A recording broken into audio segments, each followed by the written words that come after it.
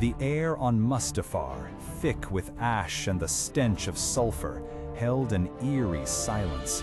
It wasn't the silence of exhaustion, nor of regret, no. It was the silence of absolute victory. Anakin Skywalker stood, not a charred and broken man, but a figure radiating raw, untamed power. At his feet, Obi-Wan Kenobi lay still, his lightsaber clattering to the obsidian-like ground, its blue blades sputtering out. There was no desperate plea from Anakin, no last-ditch effort to save a friend. Only a cold, unflinching gaze as he watched the life drain from his former master's eyes. The pain of the betrayal, the agony of the choice, it was gone, replaced by a surge of power that felt boundless, exhilarating. Padme, her fate, her love. In this moment, it was a distant whisper, drowned out by the roar of the dark side now fully unleashed within him.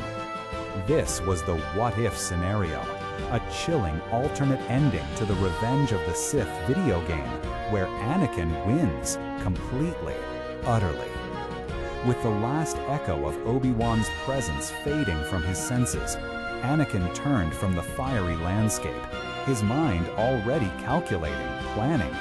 There was no hesitation, no moment of introspection, only a singular, terrifying purpose.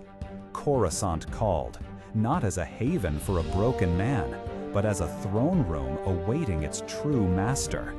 He arrived in the upper echelons of the galactic capital, not as a desperate apprentice, but as a storm cloud gathering, his presence a dark star consuming all light. The weight of his recent actions, the slaughter in the Jedi Temple, the cold execution of his brother, didn't burden him. Instead, it fueled him. Each act of darkness hardening his resolve, sharpening his focus on the ultimate prize. Emperor Palpatine sat on his throne in the Senate building, a faint smirk playing on his lips, undoubtedly sensing the immense disturbance in the Force that was Anakin's approach. He expected a broken tool, a shattered loyalist. What he received was a force of nature. Anakin entered, his eyes burning with an inferno of dark energy, his stance radiating an almost unbearable power. "Master," he said, his voice level, devoid of its usual emotional tremor. "The Jedi are gone. Obi-Wan is dead. There is only one true power now." Palpatine, for the first time in perhaps centuries, felt a prickle of genuine surprise, quickly followed by a spark of fear. Before the old Sith Lord could even fully ignite his crimson blade, Anakin moved. Faster than thought, his own lightsaber, now a searing blade of pure rage, cleaved through the air. The duel was swift, brutal, and utterly one-sided.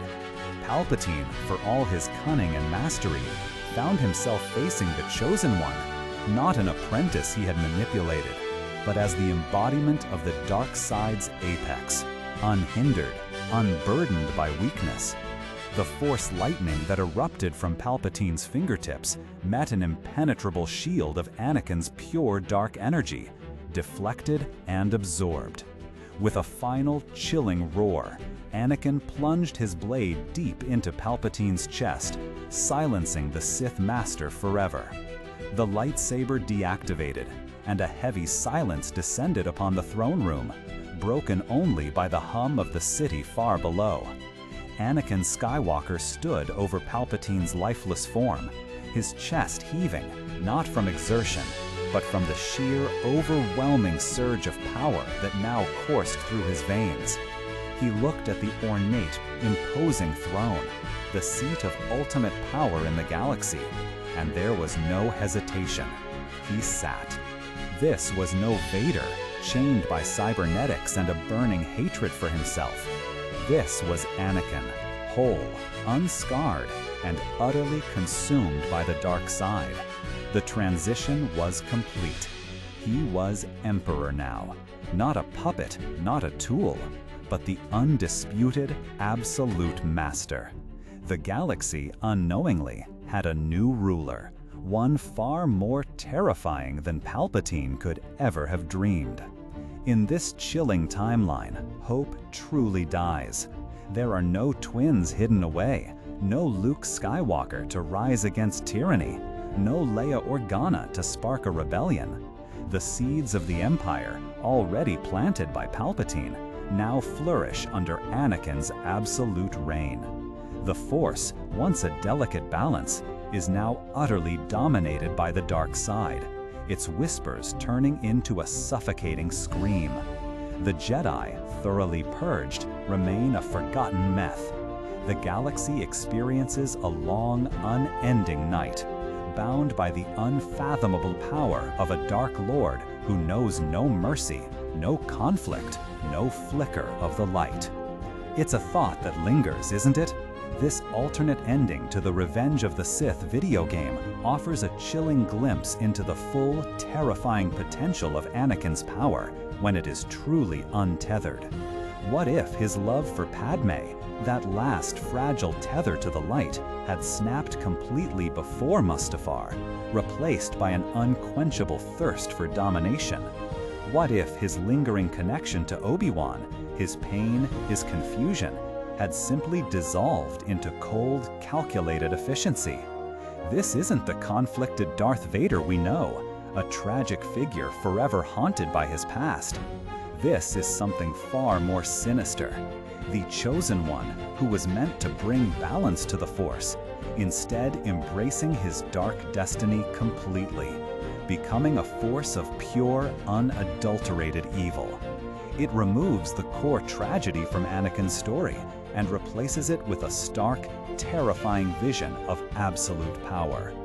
And so, we're left with a galaxy where the light truly dimmed, where the what-if question unveils a reign of darkness unimaginable even to Palpatine himself. Emperor Anakin, unburdened by doubt, unscarred by defeat, a terrifying embodiment of power. It's a stark reminder of the fragile balance between destiny and choice. What are your thoughts on this truly dark alternate ending? Does it make Anakin more terrifying or simply more powerful? I'd love to hear your insights in the comments below. If you enjoyed this journey into a darker Star Wars timeline, please consider subscribing for more explorations of the galaxy far, far away. Until next time, may the Force be with you, or perhaps keep you safe from what it could become.